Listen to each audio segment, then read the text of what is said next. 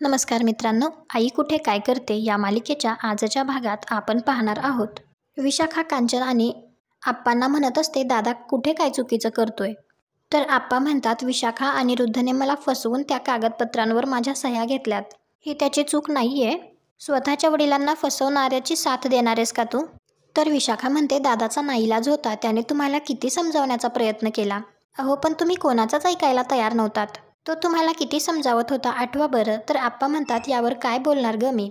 तुला जर तुझा दादाच योग्य वाटत असेल ना, तर आपण या विषयावर चर्चा न केलेलीच बरी. मी माझा निर्णय मागे घेणार नाही. अनिरुद्धनेच माझ्यावर ही वेळ आणली. आता आमची भेट कोर्टातच होईल. विशाखा म्हणते, आप्पा काय बोलताय तुम्ही. आणि ती कांचनला म्हणते, हे जर असंच चालू राहिलं ना, तर मी तुमच्या दोघांसोबत असलेले माझे सगळे संबंध तोडेन. तर कांचन म्हणते, विशाखा अगं काय बोलतेस. तर आप्पा म्हणतात, असू दे कांचन, नाहीतरी अविनाश आणि अनिरुद्ध आपल्याला दुरावलेलेच आहेत. त्यात विशाखाची भर पडेल एवढंच. मी तर म्हणतो देवाचे आभार मान. अगं आपली मुलं आपल्याशी असं वागणार होती म्हणून तर देवाने आपली आणि अरुंधतीची भेट घडवून दिली. अगं आपली पोटची मुलं जरी आपल्यापासून दूर गेली असली ना, तरी अरुंधती आपल्या पाठीशी खंबीरपणे उभी आहे. इकडे नितीन आणि यश त्या लॉयरला भेटून आलेले असतात, परंतु त्या दोघांनाही तो लॉयर काही बरा वाटलेला नसतो. परंतु ते त्याला मटेरियल पाठवून देण्याचं ठरवतात आणि नितीन म्हणतो की मी परत एकदा मावशीशी बोलतो. दुसरीकडे तो बिल्डर अनिरुद्ध आणि संजनाला त्यांच्या वकिलाकडे घेऊन आलेला असतो. तो बिल्डर अनिरुद्धला सांगत असतो, हा आपला वकील देशमाने. आपल्या कंपनीच्या सगळ्या केसेस यांनीच हँडल केल्यात आणि तुमची केससुद्धा हेच हँडल करणार आहेत. तर देशमाने सांगतो, तुमची केस मी स्टडी केलेली आहे, काही काळजी करू नका.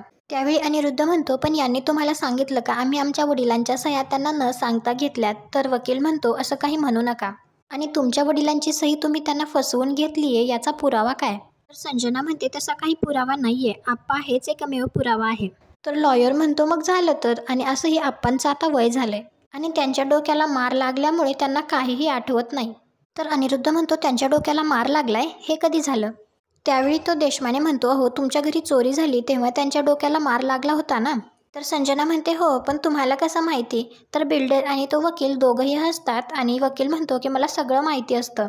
लक्षात घ्या, आप्पांच्या डोक्याला मार लागल्यामुळे त्यांना आता काही एक आठवत नाही आणि डॉक्टरांनी त्यांना विस्मृती होणार हे तेव्हाच सांगितलं होतं. कळलं. तर अनिरुद्ध म्हणत असतो, असं काहीच नाहीये. तर देशमाने म्हणतो, नव्हतं पण आता होणार आहे. देशमाने सांगतो, आप्पांनी तेव्हा जाणतेपणाने स्वतः पेपर साईन केले आणि आता त्यांना काहीच आठवत नाहीये. सुदैवाने तेव्हा तिथे दुसरं कोणीच नव्हतं बघायला, त्यामुळे आपण काहीच केलेलं नाहीये. तर संजना म्हणते, पण सर आमच्या आप्पांच्या बाजूने ज्या केस लढतायत त्यांचं नाव खूप मोठं आहे. आजपर्यंत त्या एकही केस हरल्या नाहीयेत. त्यामुळे जरा भीती वाटतीये. कुठून काय पुरावे गोळा करतील काही सांगता येत नाही. देशमाने विचारतो, कोण लढतंय केस. तर संजना सांगते, सुलेखा केळकर. तर देशमाने म्हणतो, मग तर जास्त मजा येणार, कारण माझे त्यांच्याबरोबर काही जुने हिशोब चुकते करायचेत. बरं झालं तुम्ही त्यांचं नाव सांगितलं मला, म्हणजे एक पॅटर्न लक्षात येतो ना. आता मला याचा अंदाज येतोय की त्या केसमध्ये नेमकं काय घडणार आहे ते. तुम्ही एक काम करा, तुमची सगळी हिस्ट्री मला लिहून द्या, म्हणजे तुम्हाला आठवणारे सगळे बारीक सारीक मुद्दे मला लिहून द्या. आणि तुमच्या पहिल्या पत्नीबरोबरचे सगळे प्रसंग हवे आहेत मला. अनिरुद्ध म्हणतो, त्याचा काय संबंध आहे. हो ते सगळं कशाला हवं आहे. तर देशमाने म्हणतो, तुम्ही सगळं तुम्हाला आठवतंय तेवढं लिहून द्या, मग आपण त्यात एकत्र बसून भर घालू. अनिरुद्ध विचारतो, भर घालू म्हणजे. तर देशमाने म्हणतो, म्हणजे आपण ते सगळं जे घडलं नाही ते ऑन पेपर घडवूया. अनिरुद्ध म्हणतो, तुम्ही प्लीज जरा क्लिअर सांगा. तर देशमाने म्हणतो, म्हणजे होत्याचं नव्हतं आणि नव्हत्याचं होतं करूया, म्हणजे काळं पांढरं करायला लागतं. अनिरुद्ध म्हणतो, म्हणजे कोर्टात आपण खोटं बोलायचं. देशमाने म्हणतो, काही वेळेला असं करावं लागतं साहेब. तुम्ही नाही का घर मिळवण्यासाठी तुमच्या वडिलांशी खोटं बोललात, म्हणजे नक्की तुम्हीच सही मिळवलीत ना तुमच्या वडिलांची. आणि वडिलांना फसवून त्यांची सही घेताना असाच घाम फुटला होता का तुम्हाला. त्यावेळी अनिरुद्ध जरा रागातच उठून उभा राहतो आणि म्हणतो, काय म्हणायचंय तुम्हाला. तर संजना अनिरुद्धला शांत बसायला सांगते आणि ती ॲडव्होकेट देशमानेला म्हणते, ठीक आहे, आम्ही जे घडलंय आणि जे घडलं नाही ते सगळं लिहून काढू. तर देशमाने म्हणतो, म्हणजे मुद्दा तुमच्या लक्षात आलाय तर. तर संजना विचारते, पण आपण ही केस जिंकू ना, कारण काहीही करून आम्हाला हे घर मिळवायचंय. आम्ही खूप मेहनत घेतली आहे हे सगळं मिळवण्यासाठी. तर देशमाने म्हणतो, डोंट वरी, ते घर तुम्हालाच मिळणार, मी आहे ना. त्यानंतर बाहेर आल्याच्या नंतर अनिरुद्ध संजनाला म्हणतो, तो लॉयर काय म्हणत होता ग, मला नीट समजलं नाही. तर संजना म्हणते, तो म्हणत होता की आपल्याला जर समृद्धी हवं असेल तर साम दाम दंड भेद या सगळ्यांचा आपल्याला वापर करावा लागेल. म्हणजे गेल्या 26 वर्षात तुझ्या आयुष्यात जे काही झालंय ते त्याला रायटिंगमध्ये हवं आहे. त्यामुळे सगळं नीट आठव आणि सांग. तर अनिरुद्ध म्हणतो, हे बघ संजना, गेल्या 26 वर्षात जे काही झालंय ना ते सगळं माझ्यामुळे झालंय. अरुंधतीच्या विरुद्ध त्यात त्यांना काय सापडणार आहे? तर संजना म्हणते, हे बघ, तू त्यांना सगळं सांगितलंस ना की मधल्या जागात ते शोधून काढतील. तिच्याबद्दल त्यांना नवीन स्टोरी लिहिता येतील. आपल्याला काहीतरी रंगवावं लागेल, अरुंधतीबद्दल काहीतरी खोट्या स्टोरीज बनवाव्या लागतील आणि हे सगळं खरं आहे असं आपल्याला कोर्टात भासवावं लागेल. अनिरुद्धला हे काही बरोबर वाटत नसतं. तर संजना म्हणते, अरे चिल, अरुंधतीचा लॉयर सुद्धा हेच करणार आहे, सो कॉमन आहेत या सगळ्या गोष्टी. आणि तू सुद्धा तयारीत राहा, कारण तिथे तुझ्याबद्दल काय बोललं जाईल ते माहिती नाही, सो बी प्रिपेअर्ड. तर अनिरुद्ध म्हणतो, म्हणजे आपण कोर्टात सगळं खोटं नाटं सांगायचं? तर संजना म्हणते, हो, पण तरीही आपल्याला हे करावं लागणार. तुला जमणार नसेल तर हे सगळं मी करेल, पण आता माघार नाही. अनिरुद्ध म्हणत असतो, या सगळ्याची काय गरज आहे? उगाच जुनं सगळं उकरून आपण काय करणार आहोत? तर संजना म्हणते, आता आपण लॉयर हायर केलाय ना, सो ते सांगतील तसं करावं लागेल आपल्याला. समृद्धी हवं असेल तर हे करावंच लागेल. बाय हुक और बाय क्रुक ही केस आपणच जिंकली पाहिजे. इकडे अरुंधतीच्या घरी कांचन अरुंधतीला म्हणत असते, मी असं अजिबात म्हणत नाहीये की अनिरुद्धने जे काही केलंय ते अगदी बरोबर आहे. पद्धत चुकीचीच होती, पण हेतू चांगला होता त्याचा. तर अरुंधती विचारते, तुम्हाला काय वाटतं आई, काय हेतू होता त्यांचा? तर कांचन म्हणते, अगं तो सगळ्यांच्याच भल्याचा विचार करतोय. आणि ती आप्पांना म्हणते, तुम्ही मला सांगा, नवीन बिल्डिंग बांधली तर फक्त अनिरुद्धला घर मिळणार आहे का? नाही ना, सगळ्यांनाच मोठे घरं मिळणार आहेत, सगळ्यांची सोय होणार आहे. तर आप्पा म्हणतात, कांचन, कालपर्यंत समृद्धी पडणार म्हणून तू रडत होतीस, मग आज अचानक कशी काय बदललीस? तर कांचन म्हणते, समृद्धीबद्दल मलाही वाईट वाटतं हो, पण मला सांगा, किती दिवस उरलेत आपले? मुलांनी आपल्यासाठी तडजोड करण्यापेक्षा आपणच तडजोड करूया ना. त्यांना वाटतं की नवीन घरात त्यांचं आयुष्य खूप आनंदात जाईल, सुखात जाईल. मग होऊ दे, बांधू दे त्यांना नवीन घर. तर अरुंधती म्हणते, आई, आपल्या समृद्धीला काहीही झालेलं नाहीये. संजना आणि अनिरुद्ध हे सगळं फक्त पैशांच्या हव्यासापोटी करतायत. एकदा ही जागा बिल्डरच्या ताब्यात गेली की आपल्याला हवं तसं काहीही करता येणार नाहीये. पुन्हा हे असं इतकं सुंदर घर उभं राहणार आहे का? तर कांचन म्हणते, अगं पण सगळ्यांनाच मोठं घर मिळणार आहे ना, सगळ्या सुखसोयी असतील त्या घरात.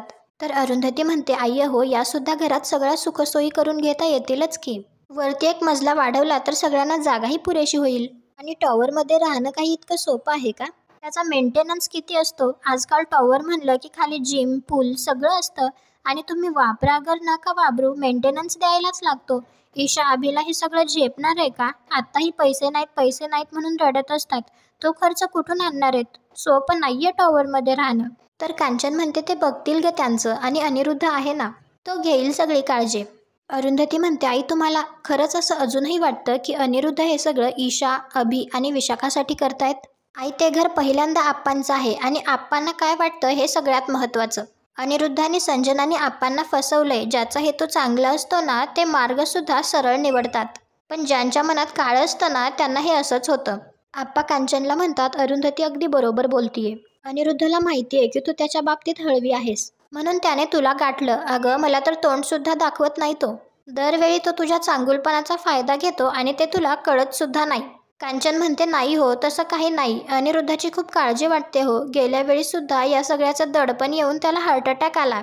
आता परत असं काही झालं तर? अरुंधती म्हणते, आई, असं काहीही होणार नाही, ते बरे आहेत, तुम्ही काळजी करू नका. तर आप्पा म्हणतात, हे बघ कांचन, अनिरुद्धने कितीही नाटकं केली ना, तरीही मी आता मागे हटणार नाही. अगं, अरुंधती कायम आपल्या पाठीशी उभी असते, यामध्ये तिचा काही स्वार्थ आहे का? नाही ना, तरीही ती आपल्यासाठी खास्ता खाते ना, मग आपण तिची साथ द्यायला नको? मी तरी तिच्या बरोबरीने ही केस लढणार आहे. त्यानंतर रात्री अनिरुद्धला झोप येत नसते, तर अनिरुद्ध लाईट्स ऑन करतो. तर संजना म्हणत असते, तू कशाला लाईट्स ऑन केले? मला झोप येते ना. तर अनिरुद्ध म्हणतो, म्हणजे मला काय होतं याच्याशी तुला काही देणं घेणं नाही. तर संजना विचारते, असं कसं? ठीक आहे, काय होतंय तुला सांग बरं. तर अनिरुद्ध म्हणतो, एवढं कन्व्हिन्स करून सुद्धा आई तयार झाली नाही. आप्पा केस मागे घ्यायला तयार नाहीयेत. तर संजना म्हणते, ठीक आहे ना, आपण सुद्धा लॉयर अपॉइंट केलाय ना, बघूया आप्पांचे पेशन्स किती टिकतायत बघूयात. अनिरुद्ध म्हणतो, अरुंधती आहे त्यांच्याबरोबर, ती हार मानणाऱ्यातली नाहीये. एक वेळ आपण कंटाळू, पण ती थकणार नाही. तर संजना म्हणते, तुला त्याची काळजी वाटतीये का? तर अनिरुद्ध म्हणतो, मला वेगळीच भीती वाटतीये. आपण जर ही केस हारलो तर? तर संजना म्हणते, तू असा का विचार करतोयस? पॉझिटिव्ह अप्रोच ठेव ना. अरे, सगळ्यात बेस्ट लॉयर आपल्याला त्या बिल्डरने दिलाय, मग आपण ही केस का हारू? तर अनिरुद्ध म्हणतो, अगं, मी फक्त शक्यता सांगतोय, जर आपण ही केस हारली ना, तर आपले घरकाना घाट का अशी अवस्था होईल. तर संजना म्हणते असं काही होणार नाही अनिरुद्ध, तू अतिविचार करतोयस. तर अनिरुद्ध म्हणत असतो, नाही संजना, आधीच या घरात राहण्यासाठी हार्ट अटॅकचं नाटक केलं. त्यावेळी अरुंधती आणि यशला ते लक्षात आलं होतं, पण त्यांनी काही केलं नाही. आप्पांना सुद्धा डाऊट आला होता, आता जर आपल्याला घराच्या बाहेर काढलं ना तर कोणीही आपल्याला परत घरात घेणार नाही, आई सुद्धा काही करणार नाही, या घराची दारं आपल्यासाठी कायमची बंद होतील. तर संजना म्हणते आपल्यावर अशी वेळ येणारच नाही. हे बघ, या जागेसाठी आपल्यापेक्षा जास्त तो बिल्डर डेस्परेट झालाय. तो ही जागा हातची का जाऊ देईल? आपण केस जिंकावं म्हणून तो जास्त मेहनत घेईल, समजतंय का? अनिरुद्ध म्हणतो, मला सगळं समजतंय, परंतु ही केस जिंकणं आपल्या हातात नाहीये. उद्या निकाल जर आपल्या विरुद्ध लागला तर संजना म्हणते प्लीज असा विचार करू नको. आपण जसा विचार करू ना तेच आपण अट्रॅक्ट करतो, त्यामुळे आपण ही केस जिंकणार असा विचार कर. पॉझिटिव्ह अफर्मेशन्स दे. अनिरुद्ध म्हणतो काय करावं ते कळत नाही, धड झोपही येत नाही. तर संजना म्हणते तुला झोप येत नाहीये ना, मग ही घे पेन आणि नोटपॅड आणि अरुंधतीबद्दल जे काही वाईट लिहिता येईल ना ते सगळं लिहून काढ. तर अनिरुद्ध म्हणतो तिच्याबद्दल काय वाईट लिहू मी? तर संजना म्हणते म्हणजे सगळंच चांगलं होतं तिच्यात, काहीच निगेटिव्ह नव्हतं. कमाल आहे, एवढं सगळं छान चाललेलं असताना तू तिला सोडलंस का? अनिरुद्ध ऐक, आता ना इमोशनल फुल बनू नको. आता जर तू चुकीचा निर्णय घेतलास ना तर आपल्या हातून सगळंच जाईल. हे बघ, तुझ्यावर माझं, अभिचं, ईशाचं फ्युचर अवलंबून आहे. विशाखा सुद्धा या केसकडे डोळे लावून बसलीये, तू एकटा नाहीयेस अनिरुद्ध. सो प्लीज स्ट्रॉंग राहा, आपण ही केस जिंकूच असा विचार कर प्लीज. अरुंधतीने तुला किती त्रास दिलाय, तिच्यामुळे तुझ्या आयुष्याचं किती नुकसान झालंय हे सगळं आठव आणि हे सगळे डिटेल्स ना लिहून काढ. आणि प्लीज मला डिस्टर्ब नको करूस, मला माझ्या नवीन घराची स्वप्न बघू देत. आणि संजना झोपी जाते. इकडे आप्पा पण झोपलेले नसतात, त्यामुळे अरुंधती त्यांना म्हणत असते आधीच खूप उशीर झाला आप्पा, आता तुम्ही झोपा, कारण आपल्याला उद्या वकिलांना भेटायला पण जायचंय. तर आप्पा तिला म्हणतात तू पण झोप. तर अरुंधती म्हणते मला वकिलांनी काही गोष्टी लिहायला सांगितल्यात तर मी ते करते. सुलेखाताई असत्या तर हा प्रश्नच आला नसता, कारण बऱ्याचशा गोष्टी त्यांना माहिती आहेत. तर आप्पा म्हणतात अरुंधती लिही तू, पण जास्त वेळ जागत बसू नकोस. तर अरुंधती म्हणते नाही आप्पा. तर आप्पा म्हणतात आधीच तुझ्या डोक्याला काही कमी ताप आहे का? त्यात हे नवीन प्रकरण, आम्ही तुझ्या अडचणीत भर टाकली, आमचीच अडचण होते तुला. तर अरुंधती म्हणते आपल्या आईवडिलांची कधी आपल्याला अडचण होते का? नका असा काही विचार करू, शांतपणे झोपा बरं. आणि आम्ही सगळे आहोत तुमच्याबरोबर, कसलंही टेन्शन घेऊ नका. आणि ते आप्पांना म्हणते आईंना जपायला हवंय, अनिरुद्धच्या बाबतीत खूप हळव्या आहेत त्या. म्हणजे अनिरुद्धांनी फसवलंय आपल्याला हे कळतंय त्यांना, पण आपण त्यांच्यावर केस करतोय हे पटत नाहीये. आणि वाईट या गोष्टीचं वाटतंय की अनिरुद्ध सुद्धा आईच्या प्रेमाचा गैरवापर करतायत. तर आप्पा म्हणतात आपला मुलगा चुकलाय हे माहीत असून सुद्धा ती स्वतःच्या मनाला फसवण्याचा प्रयत्न करते आणि आपल्यालाही तोच कसा बरोबर आहे हे सांगण्याचा आटोकाट प्रयत्न करत असते. पण अरुंधती मला तिचा राग येत नाही ग, आई आहे ती, तिला आतून किती यातना होत असतील ते आपल्याला नाही कळणार. अरुंधती म्हणते बरोबर आहे तुमचं. आप्पा म्हणतात ठीक आहे, मी झोपायला जातो, तू सुद्धा तुझं काम लवकर आटोपून झोप. अरुंधती सुद्धा आता त्या सगळ्या गोष्टी लिहिण्यासाठी बसलेली असते. त्यावेळी तिला समृद्धी आणि फॅमिली फोटो भेटतो, तर ती त्याकडे बघत राहते. आणि आजचा भाग इथेच संपतो. पुढील भागात आपल्याला पाहायला मिळणार आहे अनिरुद्ध अरुंधतीला म्हणत असतो तुझ्या चारित्र्यावर शिंतोडे उडवले जातील. तर अरुंधती म्हणते समाजाची भीती मला नाही. अनिरुद्ध म्हणतो म्हणजे काहीही झालं तरी तुम्ही ही केस लढणार. तर अरुंधती म्हणते आता जे बोलायचंय ते कोर्टातच बोलू. आणि दुसऱ्या दिवशी सगळ्यांची भेट कोर्टात होते.